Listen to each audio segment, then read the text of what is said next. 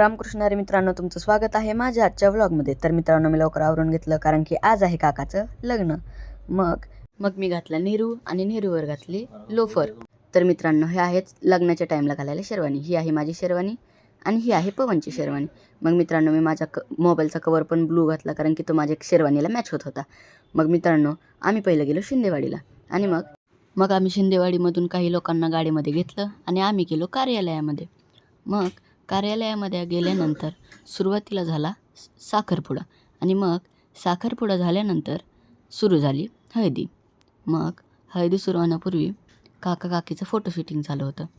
मग काका आणि काकींचं फोटोशूटिंग झाल्यानंतर झाली हळदी आणि मग आम्ही केलं जेवण. तर मित्रांनो, हा आहे सार्थक, माझ्या आत्याचा मुलगा. आणि मग जेवण झाल्यानंतर आम्ही बदलले कपडे आणि घातली शेरवानी. मग काकाचा वरधावा निघाला. काकाचा वरधावा झाल्यानंतर काकाचं झालं लग्न आणि लग्न झाल्यानंतर आम्ही खाल्ली कुल्फी.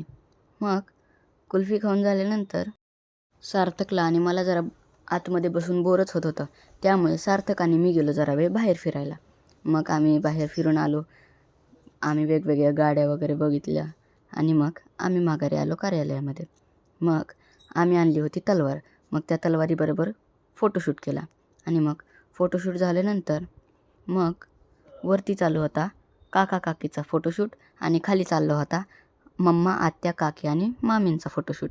मग त्यांचा सगळ्यांचा फोटोशूट झाला आणि अण्णांना खूप चहा पिऊ वाटला होता, त्यामुळे मग आम्ही गेलो खेड शिवापूर येथील कैलासभेमध्ये चहा पिण्यासाठी. मग चहा पिऊन झाल्यानंतर आम्ही माघारी आलो कार्यालयामध्ये आणि आम्ही येतानाच आणला होता केक कारण की आज आहे आत्याचा बड्डे.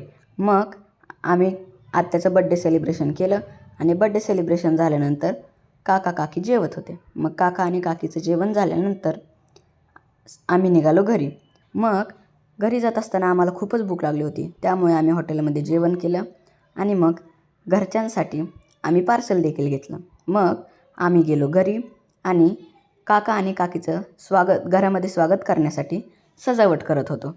मग सजावट अतिशय छान प्रकारे झाली आणि सजावट झाल्यानंतर काका आणि काकीचं घरामध्ये स्वागत झालं. तर मित्रांनो, आजचा ब्लॉग आपण इथे संपवूया.